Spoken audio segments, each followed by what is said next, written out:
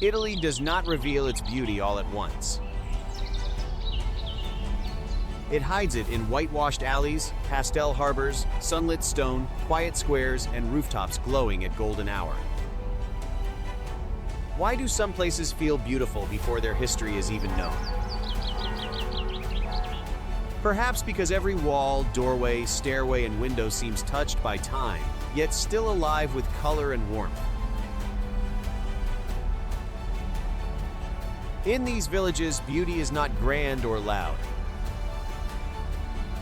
It lives in small details, laundry moving in the wind, church bells over old streets, flowers on balconies, and light falling softly across ancient stone. This is Italy at its most intimate, graceful, and unforgettable.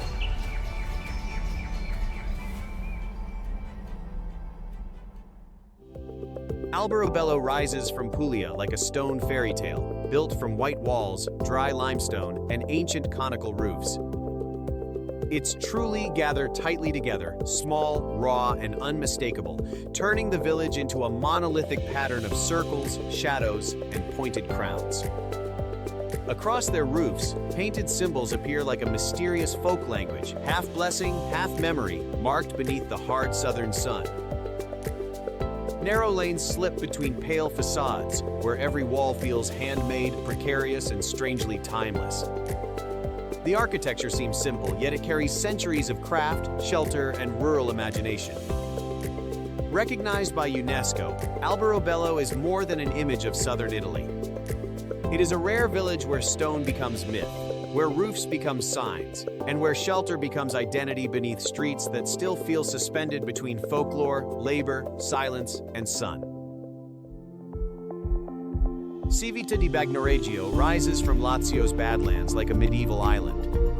Known as the Dying City, it stands on fragile, tough cliffs slowly cut by wind, rain, erosion, and time. A long pedestrian bridge forms the only threshold, drawing each step toward stone gates, narrow alleys, and warm terracotta roofs.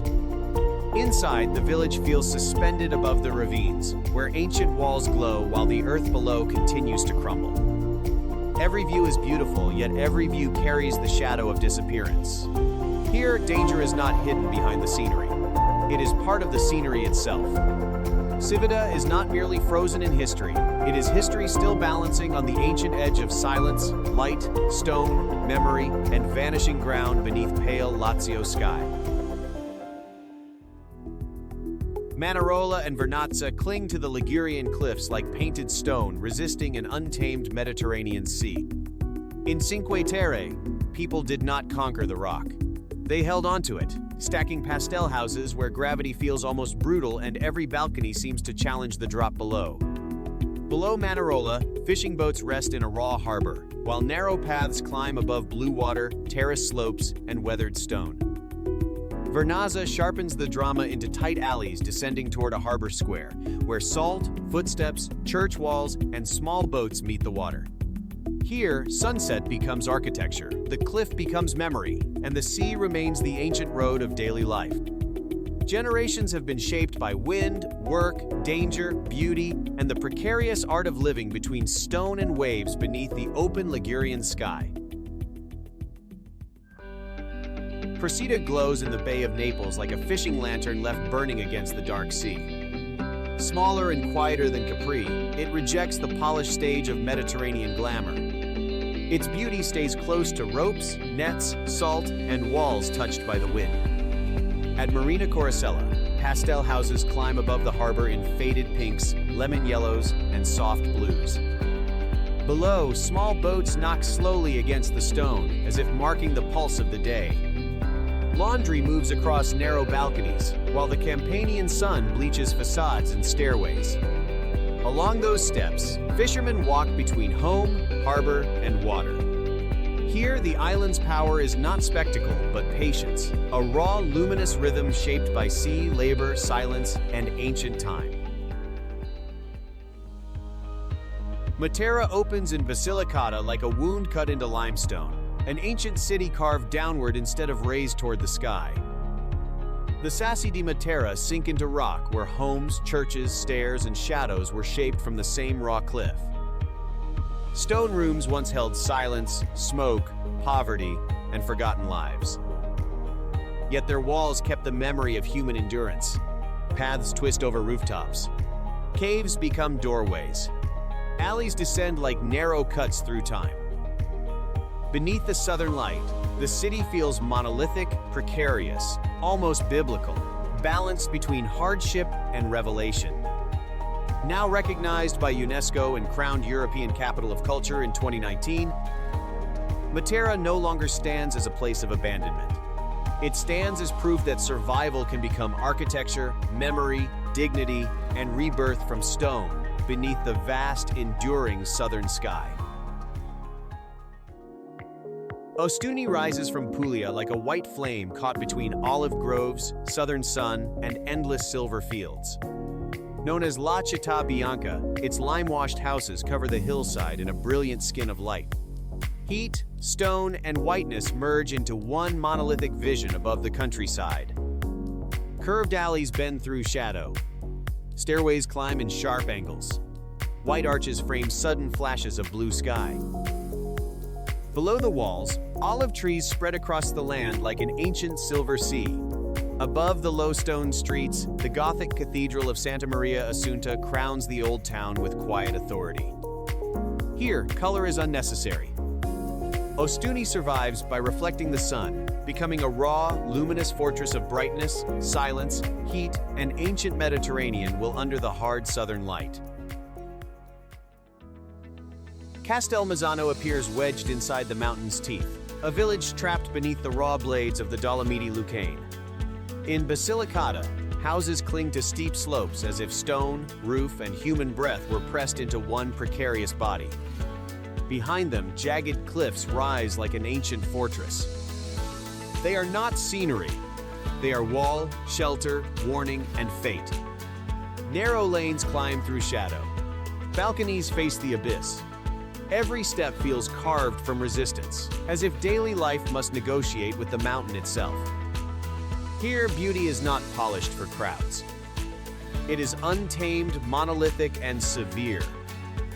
CASTELMEZZANO remains a hidden village where people learn to live under stone's absolute command, beneath cold stillness, harsh light, and the silent weight of cliffs that seem older than memory. San Gimignano rises over Tuscany like a medieval Manhattan, its stone towers cutting the sky with ancient family pride. Once, wealthy clans built upward.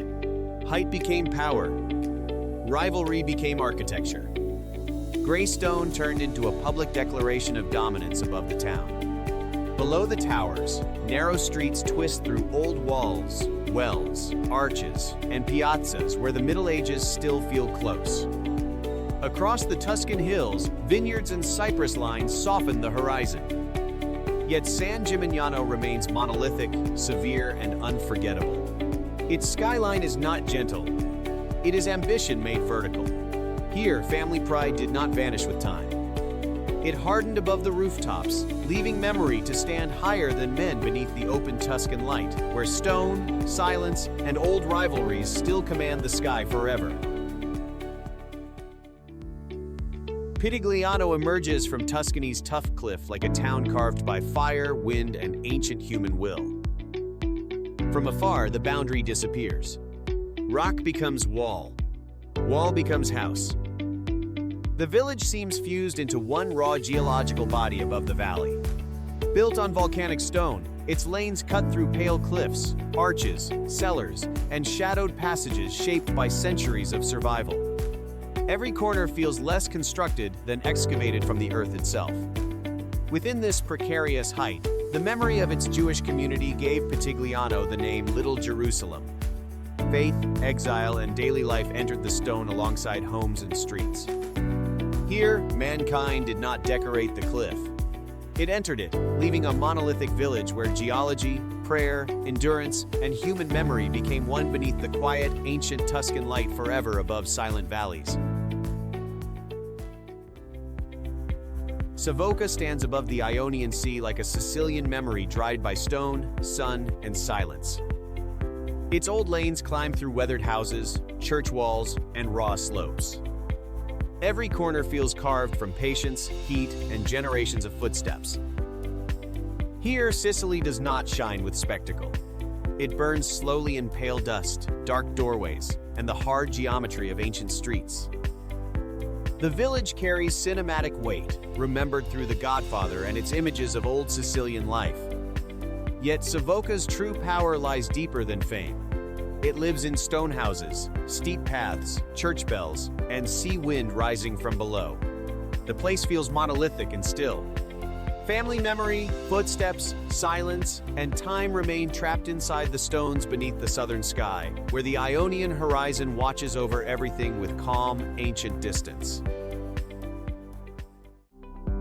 RIOMAGGIORE drops into the Ligurian Sea like a stack of painted houses pressed between cliff and water. At the southern edge of Cinque Terre, its narrow harbor gathers fishing boats, ropes, waves, and salt-dark stone. Tall pastel facades climb above the marina, glowing in sunset while the sea cuts deep into the rocks below. Stairways and alleys rise sharply from the water, where daily life still feels tied to nets, terraces, and steep paths. Above the village, vineyards cling to hard slopes, and gulls circle over blue coves and wind-bent scrub. RIOMAGGIORE is small, but never simple. Its beauty comes from pressure, color, and survival. Here, people learn to build upward, fish outward, and live carefully between stone, sea, and sky, under raw Ligurian light, with waves breathing below ancient terraces and patient cliffs forever. SIRMIONE stretches into Lake Garda like a thin stone blade surrounded by blue water and pale light. At its entrance, the Scaligere Castle rises from the lake, a medieval fortress guarding boats, bridges, and old streets. Inside the village, lanes curve between warm walls, small squares, flowering balconies, and sudden views of shimmering water. At the peninsula's far end, the Grotte di Catullo spreads across the rocks, where Roman ruins face wind, olives, and open sky. Reeds, gulls, and clear shallows soften the stone with quiet lake life. Thermal waters rise from below, adding hidden warmth to SIRMIONE's ancient ground. This village feels elegant, but never fragile, where castle walls, Roman memory, wildlife, and Lake Garda's moving light meet on one narrow, luminous strip of northern Italy, beneath slow clouds and soft wind at dusk. SPELLO blooms on an Umbrian hillside like a stone village softened by flowers, sunlight, and ancient walls. Its narrow lanes climb between pink limestone houses, Roman gates, arches, and balconies overflowing with geraniums. Every stairway feels alive, touched by vines, petals, bees, and the quiet movement of daily life. From the slopes of Mount Subasio, the village looks over olive groves, fields, and the green heart of central Italy. Inside the old streets, frescoed churches and weathered facades hold centuries of prayer, craft, and rural patience. During the Infiorate, flowers become art underfoot, turning devotion into color across the stones. SPELLO is gentle but never ordinary. Its beauty lies in the meeting of nature and memory, where walls breathe with blossoms, and human life grows carefully inside ancient Umbrian light, beneath soft birdsong at dusk. Monte Isola rises from Lake Iseo like a green mountain floating between water, sky, and villages. No cars disturb its narrow roads, where footsteps, bicycles, small boats, and church bells set the island's rhythm. Olive trees, chestnut woods, and garden terraces climb the slopes, while gulls and lakebirds move above the blue surface. Along the shore, old fishing villages face the water with stone houses, nets, harbors, and weathered wooden boats. Higher paths lead toward the sanctuary of Madonna della Seriola, watching over the lake in distant Lombardy hills.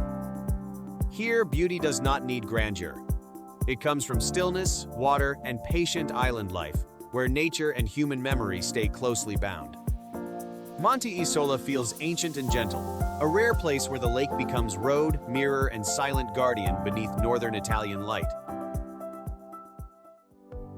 Bobbio bends around the Trebbia River like a medieval village listening to water, stone, and forest.